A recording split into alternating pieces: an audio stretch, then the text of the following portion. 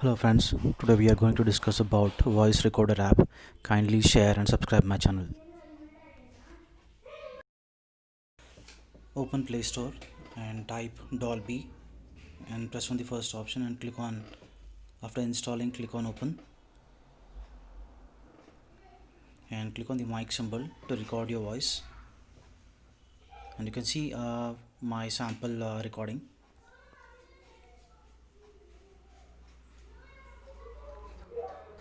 Hello guys, kindly subscribe to my channel. Completed. You can click on tools to change multiple settings here, like the standard natural thumb, and you can also change the noise background, and you can change the tone, and you can also check the boost and trim the audio as well. And after that you can click on the share button, and either you can save as an audio or a video. You can select the visual here and save it as an audio or video. Once it is saved, you can use it in KineMaster application as an audio or a